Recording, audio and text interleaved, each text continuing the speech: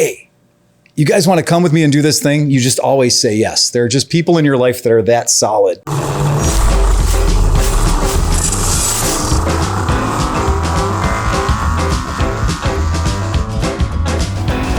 Everybody, welcome to another amazing episode of Moto Stories with Unkie Phil. Today, I've got one of my absolute favorite humans on planet Earth. Why don't you introduce yourself to the folks? My name is Stefan. I am from Porco Lounge and Tiki Room, and Phil is one of my most beloved friends in the scooter world. He has abducted me to a level that shouldn't really be prisoned at this point. You know, there are people in my life that when they say, hey, I got a really great idea, but I need your help, I always go. And you're one of those people that every time you've ever said, I got this really great idea, but I need some help. Every time you've ever said that to me, I've gone, and it's been golden every time. We have a friend in Detroit named Kyle. She's the same way. If Kyle ever tells you, hey, you guys want to come with me and do this thing? You just always say yes. There are just people in your life that are that solid. And you're going to go see some stuff you've never seen before. That's how we discovered Theater Bazaar. And that changed our lives, right? Absolutely. So the story I've got for you guys today is something that Steph and I did quite a few years ago. And this was all before you had your liquor license, wasn't it? Correct. Yeah. So Steph calls me up one day and says, we're getting ready to go to this rally in Gettysburg, Pennsylvania. And it's quite a hike. And always a good time, though. Elks Lodge, outdoors, there's a pond, ride the bikes in circles, get drunk, fall over, right? And the guys put a great rally on. But Steph says, you needed my help to come and help you load up to leave. And I get there, and all I kept handling was shit that looked like it was made at Home Depot.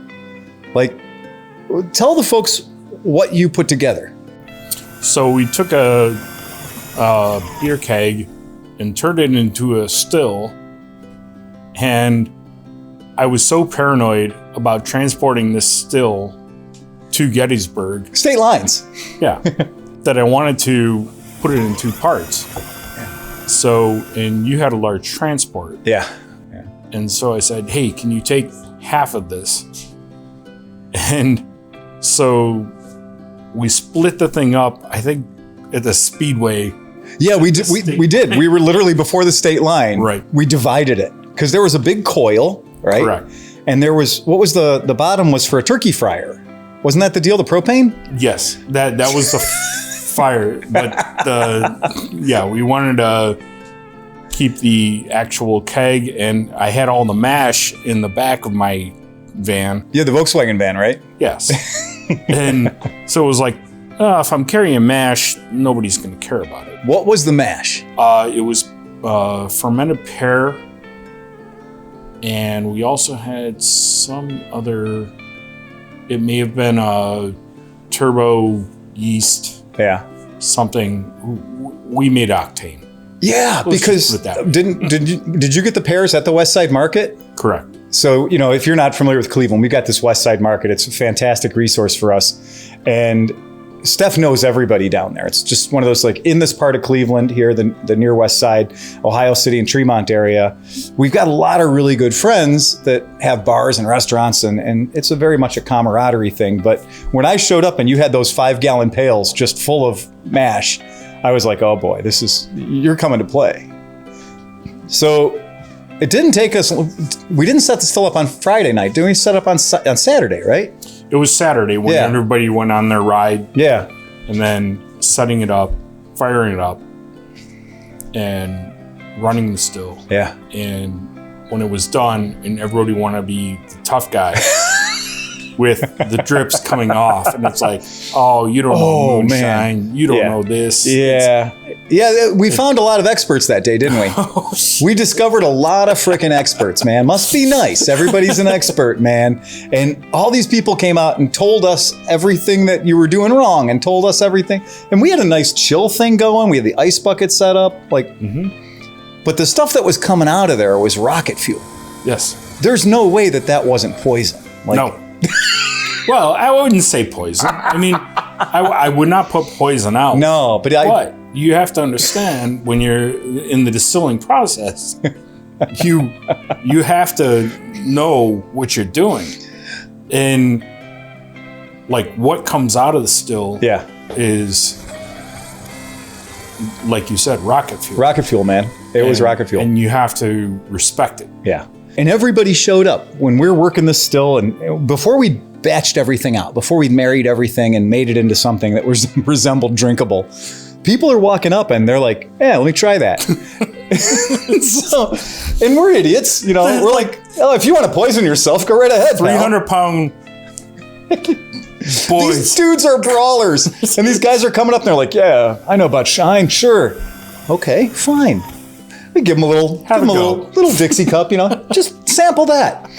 And what did we started taking pictures of them. Mm-hmm. And so we would wait. The shine face. And we called it the shine face because these dudes, they would take a little snort of this and they would just melt. Their whole face would melt. And then we'd watch their shoulders start to get real lax. And they'd all play it off like they were heroes. But we knew. Find them in their tent. Yeah. We're in bad shape. We killed a lot of people that night, I swear to God. But we married it all off because we had these Crystal Geyser water bottles that we just had taken the batches and blended them together, the weak pulls and the strong pulls, and we got it all together to where it was pretty across the board. It was the same blend. We had the same blend for probably, 6 of those Crystal Geyser 1-gallon bottles. Correct. And nobody would drink it after that. It was the weirdest thing. Like, people stopped thinking it was fun because people normally pace themselves and they'll drink and, you know, ride the bikes around and be a jackass and do a burnout in the middle of the pavilion and all the silly stuff our friends do. But what happened is I think people that had planned for a 3 a.m. night of drinking were in the bag at like 9 p.m. or 8 p.m. Like just after dinner. Nobody wanted to talk to anybody. But we had brought with us a bike that had not fired a shot in anger in 15 years. I love this. So this friend of mine, this British guy who's from Cleveland, had this bike, the combat bike, and it was all military camouflaged out and had not, good bike. And then it got sold to our friend Robbie Love. And Robbie Love, fantastic, great human being, and not a super heavy duty mechanic, right? He always lets me handle his mechanical problems. So this bike had been in my possession for over 15 years, up in the attic of our shop, and we were selling it to our friend Ian up in Canada. We transported the bike up, and it was missing parts, because it was, 15 years. Some parts may have been scavenged off of it. You're missing that we moved it from your shop to his house. Right. And then back to my shop, and then back to my shop, and then now to Gettysburg. Well, we were missing parts that we bought that morning at the swap meet. So the swap meet on site where people bring their crap, we got the parts we needed. And the only fuel we had to run it on was your patented pear rum, I guess, for lack of a better term. And a bike that hadn't fired a shot in anger in over 15 years was sitting there just dug, happy as a freaking clam. And then it was like, well, you can't just let it sit on a picnic table running. You got to ride it. And boy, did it get ridden. I mean, that turned into, I'm going to give you $400 for that bike. Then it turned into, I dare you to ride it. Or I dare you to try to kill it. And that bike ran on nothing but that moonshine, on that pear rum. And the front tire went out on it? Yep. Yeah, it was magic. But nobody ever expected to see that bike run the entire time we were there, let alone run on your special blend of happiness. So, you guys, that was our story of Gettysburg in the still. If you like these, you want to check them out, subscribe, and you'll find out when we produce more of them, because this has been a load of fun. I love doing this and coming out and bullshitting with my friends. We're going to do more, so subscribe to us, and you can find us at Moto Stories with Unkie Phil at gmail.com. I think I got it right that time. If not, Steve will put it right here, I'm sure. Last time he was on the money.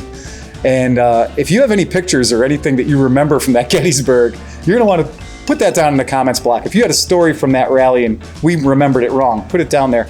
And with that, guys, remember, ride fast and take chances. Thanks, Steph. Cheers.